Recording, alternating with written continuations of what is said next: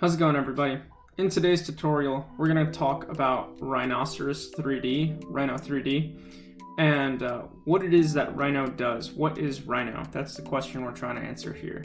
To start off, the very first place we're going to go to their website. So we're going to open a new Chrome browser, and we're just going to go right to rhino3d.com. Rhino 3D.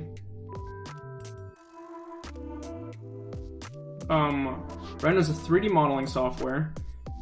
And it lets you model a variety of different things, and a lot of different people use Rhino. If we go to their gallery, we can see a lot of the different types of things that Rhino creates. So industrial designers, architects, marine designers, jewelry designers, footwear designers, furniture designers, a lot of different designers use Rhino. And here's a lot of different examples of the type of work that they create. So here you can see this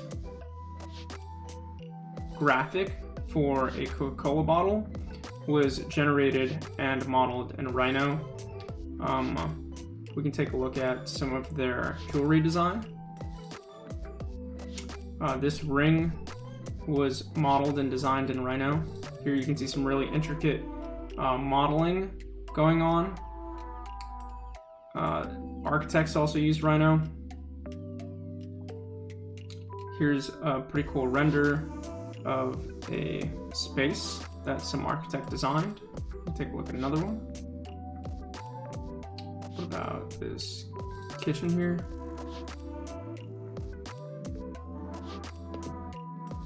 So this kitchen was 3D modeled and then visualized, rendered inside of Rhino.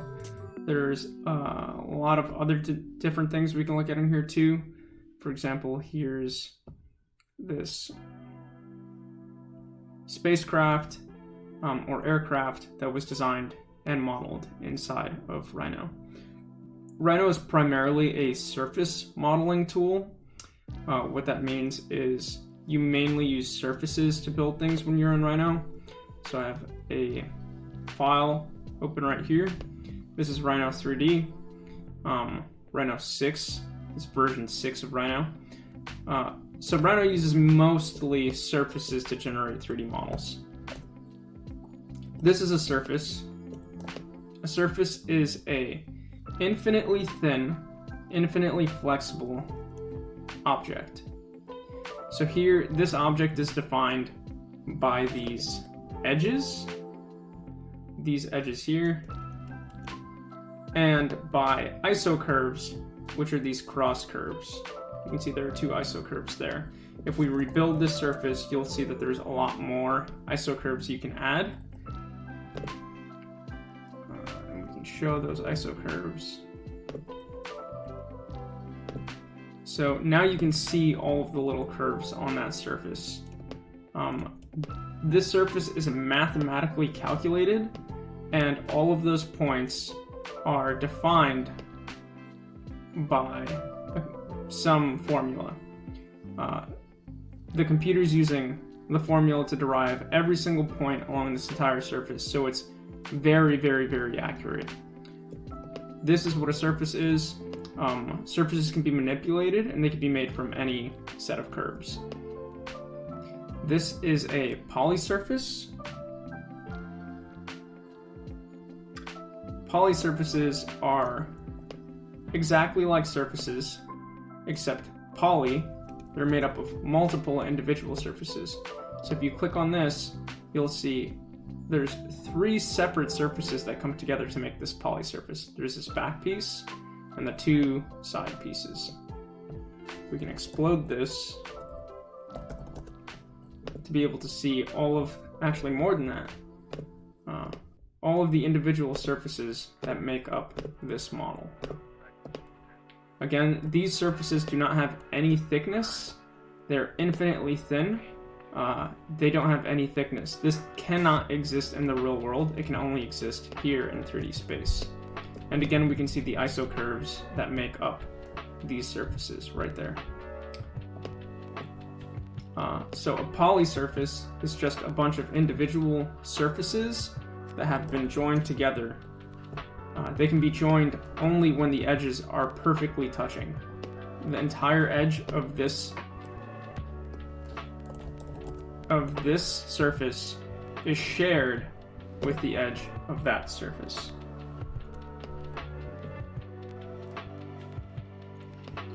So, can you make other types of objects in Rhino?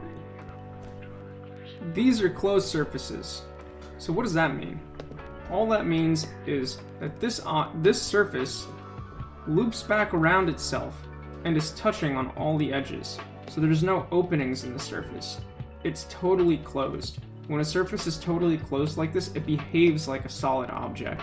Pretend it's solid now.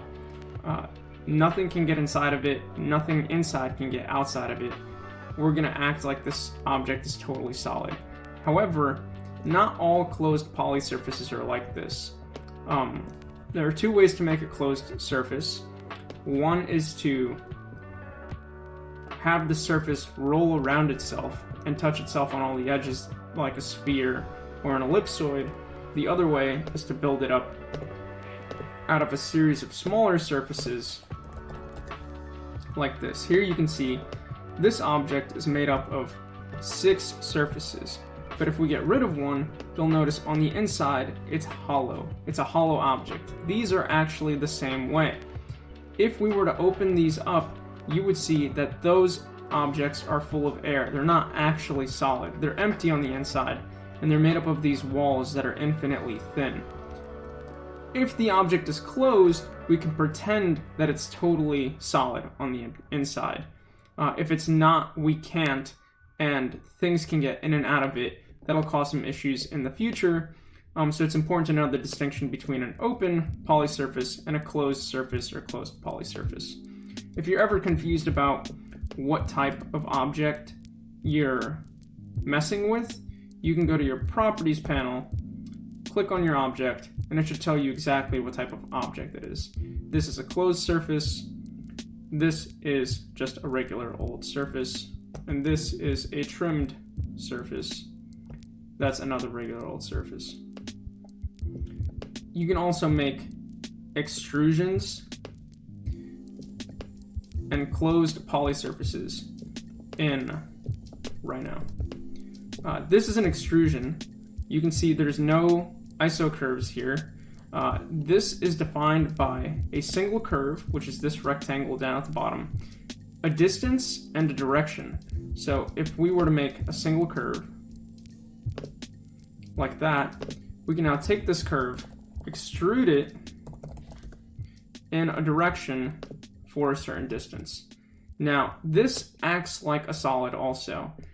We can pretend that there's nothing inside of it, that it's totally solid on the inside. But in actuality, if we were to separate this, we'd see again that it's totally empty. When objects are extruded, they are much more lightweight, they take up less data, and they make your files smaller. This is a closed poly surface, just like this guy over here. It's made up of a series of surfaces, so it's a poly surface, and it's closed, so there's no openings inside of it. But again, if we open it, it's hollow on the inside. But as long as it's closed, we can pretend that it's totally solid.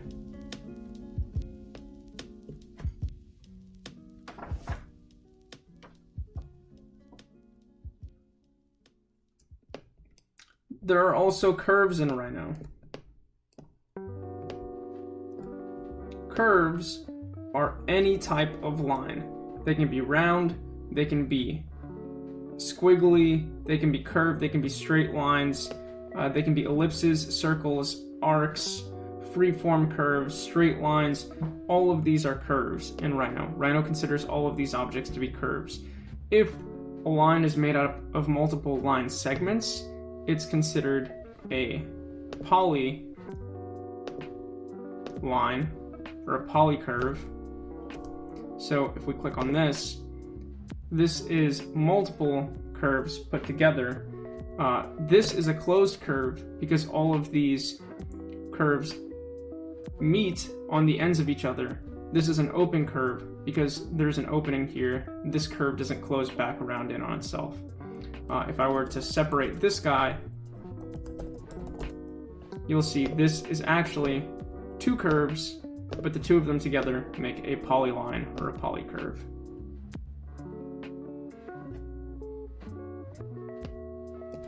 Rhino also has mesh objects. What's a mesh? A mesh is kind of like a surface and kind of like a solid. It's a object that is defined by a series of points. If we click on this, you'll see here it says mesh. There it says mesh. This mesh is actually defined by a series of straight lines. So all of these lines define this mesh. And here, the surface, the entire object exists everywhere, every single point on the object. Here, the object only exists where the lines intersect each other. That's the only data that makes up this object. Here, a complex math formula makes it up. Here, the points that intersect make up this object. So this is actually made up of a series of straight lines. We can reduce this object, reduce the count of this mesh, let's say to 100. And what we'll see happen is the definition of the surface, the resolution is going to be decreased significantly, because this object is only defined by the straight lines and the points at which they intersect, whereas this one is defined by every single point in a complex math formula. So you see that looks a lot less like a circle now, or like a sphere. It's got all these straight lines in it, because these straight lines make up that object. The denser these meshes are, the more accurate they are. Whereas here, the math formula makes it complex and infinitely accurate.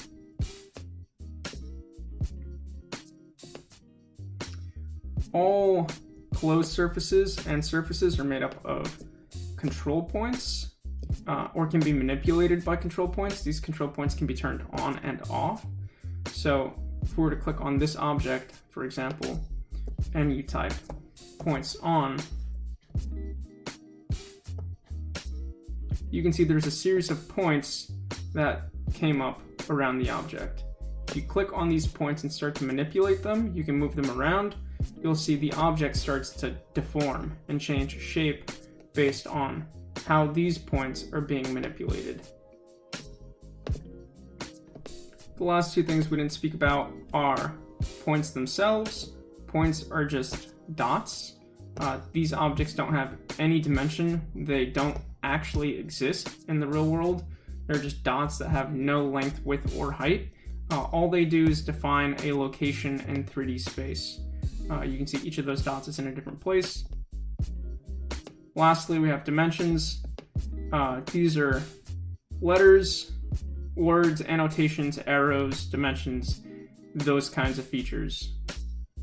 Those are all of the different objects you can generate with Rhino.